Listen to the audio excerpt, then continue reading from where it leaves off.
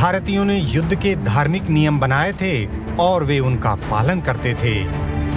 भागते हुए पर, निशस्त्र पर या दुर्बल पर वार करना मना था।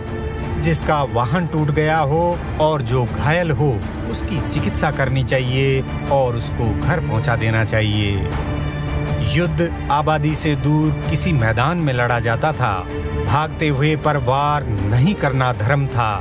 शत्रु को पर्याप्त चेतावनी और संधि के पर्याप्त प्रयास करना भी धर्म था। इसी धर्म की आड़ में 1191 में मोहम्मद गोरी ने हारने के बाद भागकर अपनी जान बचाई। आज भी भारत के पड़ोसी जानते हैं कि भारतीय अपनी तरफ से पहला वार नहीं करेंगे और यदि भारतीय जीत भी जाएंगे तो आक्रमणकारियों को संधि करके छोड़ देंगे। भारतीयों के इन गुणों को देखकर आक्रमणकारी हारने के बाद निश्चिंत होकर अगले आक्रमण की तैयारी कर सकता है और अगले आक्रमण का स्थान और समय खुद तय कर सकता है। अपनी ताकत तथा भारतीयों की कमजोर स्थिति को देखकर गौरी ने यही किया। साल भर आक्रमण की तैयारी की और फिर आ गया। 1192 का वर्ष था, वही तराइन का मैदान। युद्ध भारत की भूमि पर लड़े जा रहे थे। हार गया तो गौरी का कुछ नहीं गया और यदि इस बार जीत गया तो पूरा हिंदुस्तान उसकी दौलत कदमों में। पृथ्वीराज और गौरी आमने सामने थे। आप फरिश्ता का इतिहास पढ़िए, जितने अपशब्द उसके कोश में थे सबका प्रयोग उसने मोहम्मद गोरी के खिलाफ कर दिया कि ऐसा मतलब धोखेबाज जैसा उसने पृथ्वीराज जैसे धर्मनिष्ठ राजा के साथ किया कि रात में 12 बजे उसने संधि की, संधि पर हस्ताक्षर किया और दोनों के बीच में तय हुआ कि मैं एक तेज घुड़सवार यहां से भेज रहा हूं गजनी अपने बड़े भाई के पास। मैं आपने जो कुछ कहा है मैं अपने भाई से निवेदन करूंगा कि आप जैसे सूरमा, आप जैसे दिलेर ऐसे राजा के साथ हमारी मित्रता होनी चाहिए। तो जब तक वहां से आदेश आ नहीं जाता है हमारी दोनों सेनाएं एक दोस्त की तरह आमने सामने रहेंगी और इंशाअल्लाह यदि ये पूरा हो जाता है तो मैं प्रार्थना करूंगा आपसे कि आप मुल्तान तक का इलाका हमें छोड़ दीजिए, बाकी पूरे हिंदुस्तान पर आप अपनी बादशाहत कीजिए। साफ संधि हो गई क्योंकि पृथ्वीराज के सामने भारतीय धर्मशास्त्र था कि युद्ध करने के पहले, निरीह प्राणियों की जान लेने से पहले संधि का प्रयत्न करना चाहिए। ये हमारी स्मृतियां कहती हैं, हमारा अर्थशास्त्र कहता है चाणक्य का।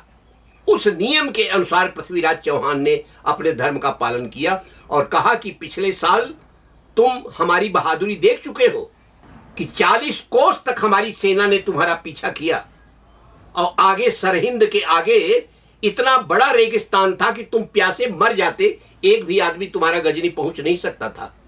लेकिन जैसे ही मुझे लोगों ने बताया कि मेरी सेना पीछा कर रही है भागते हुए यवनों का, मैंने तुरंत अपने घुड़सवार यहां से भेजे कि तुरंत उनको लौटाओ। हमारा धर्मशास्त्र ये हमको आज्ञा नहीं देता है। फरिश्ता कहता है उसके मन में तो काला चोर बैठा हुआ था, वो देख रहा था कि बड़ी सरलता से ये हमारी बातों में फंस रहा है। तो इधर इसने सारी रात कवायद की और सारे सैनिकों को इकट्ठा करके सबको तैयारी कराता रहा। और लिखता है फरिश्ता कि ठीक 4 बजे रात जब इक्के दुक्के राजपूत सिपाही नेचर्स काल के लिए बाहर निकल रहे थे, कुछ लोग बैठ करके कुछ अपना भजन गा रहे थे, ये कर रहे थे, ये एकदम वज्रपात की तरह 3 तरफ से टूट पड़ा उनके ऊपर।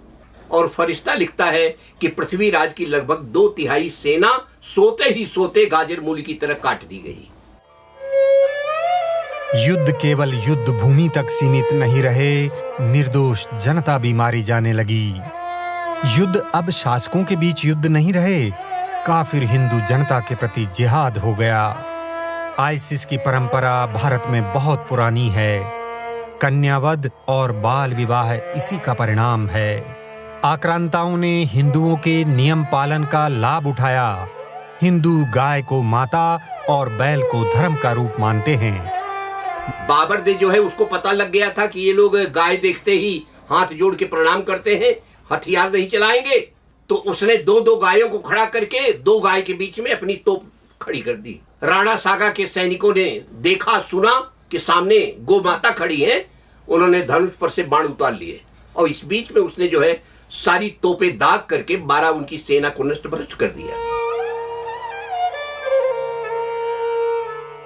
आधुनिक इतिहासकार इसको तुलगनुमा रणनीति कहते हैं। बाबर की प्रशंसा करते हैं। भारतीय संस्कृति के अनुसार ये युद्ध में धर्म का उल्लंघन है। हिंदू संस्कृति में मरे हुए शत्रु की देह का सम्मान होता था। हिंदू सैनिकों को मारने के बाद बाबर ने मुंडियों की मीनारें बनाई।